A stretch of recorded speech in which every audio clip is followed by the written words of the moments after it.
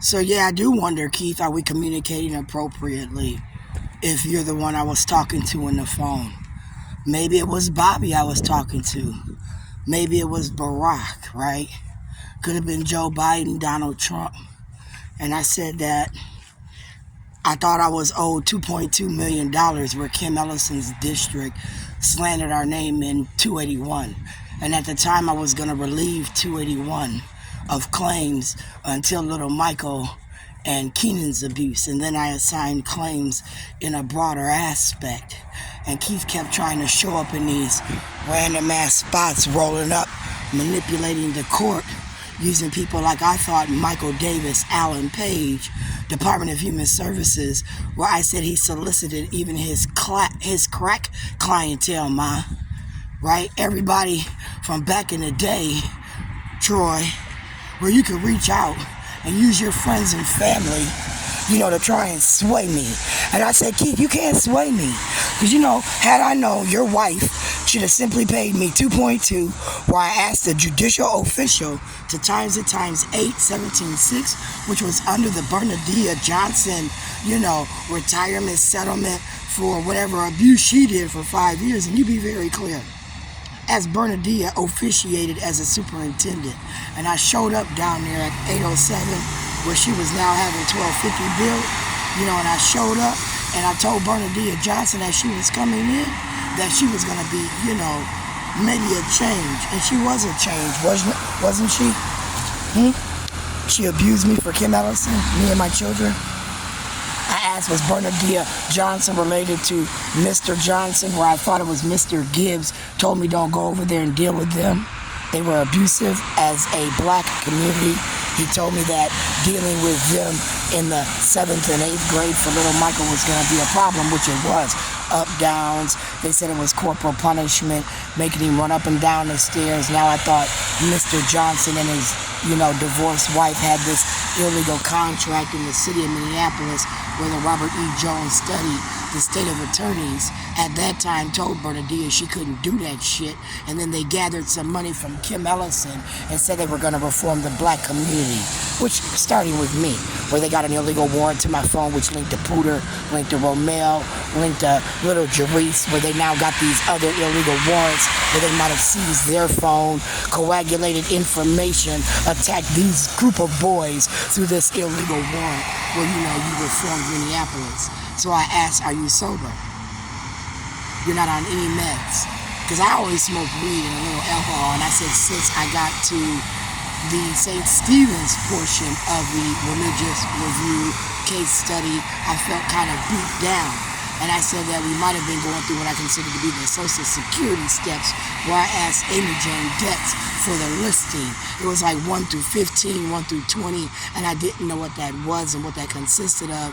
And was it a private old contract from Social Security where they had this old DSM that they were using to abuse slaves under, where, Amy Jane Getz got this illegal signature from me, where she didn't disclose what that signature meant as a case study. And as a case study, she hurried up and took $30,000 and said, Sharon, it was because we were going bankrupt.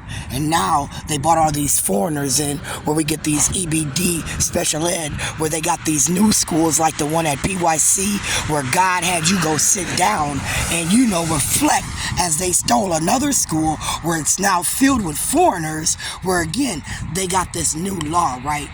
As I was reading the new rent laws that we've always had as black people, and they're now reiterating to the nasty motherfuckers that got here illegally under the last 6, 7, 8 years of Barack Obama, Keith Ellison's deposit of these foreigners from around the motherfucking world, where they're getting housing that we didn't get from listings that we didn't get because they're vetted to stay away from us, where again, we're law abiding. If we're not, we might get shot, killed, dragged around in the motherfucking street.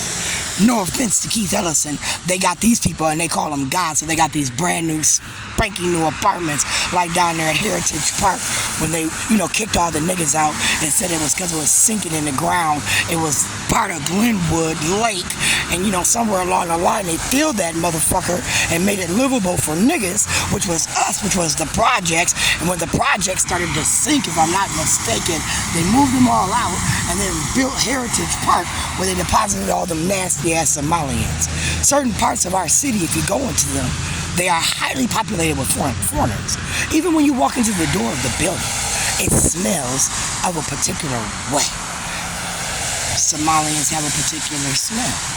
If you go down there on Plymouth, they got that Mexican building across the street from Mickey's. I talked about Mickey's this morning. Why? Well, because I thought that might have been the extension of Randy Stratton's, fiasco of a deal where he rolled up on me at the Cubs and his dashiki, talk about he's gangster, want to have relations with my black ass since I was 15, 16 years old. Arredondo, Judge Davis, since I was 16 years old. This motherfucker want to roll up in a mobile home, Renee, talking about what? What did he say, Renee? As he offered me community dick in the community action program where they're willing to pay my rent, where instead of me getting a motherfucking job, making 6, 7, 8 figures a year, getting the fuck up off them niggas, from underneath their thumb. By the way, underneath their thumb, right, Keith, where I could have my own motherfucking life, choose men that might be, on my level, that might want to teach me something other than degrade me. I'm having a moment, right, Keith? I'm gonna drink some more, sorry, bitch. Are we communicating appropriately? Huh? Big man in the city of Minneapolis. Did you beat my mama down? Did you beat my son down? Did you show him who's boss? Huh? Big man. Don't you feel real good about yourself when I sued you for 2.2, right?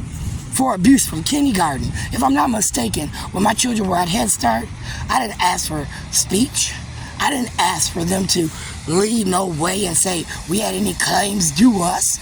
Did I? Mercedes, who happens to be, sick, ill, dead maybe, not around to discuss it. But Keith, wrapped all these nice and things up, didn't he, Kim Ellison? I called you a timid bitch. I said you're timid, and all you did was reach out to Vernay and then start abusing Vernay back in 2008 and 9, Harry Davis, when we went to motherfucking Vegas. I said you had the audacity to be setting me up long before I seen the shit coming, and you worked out a deal with that sorry-ass ex of mine, and I don't forgive him either, do I?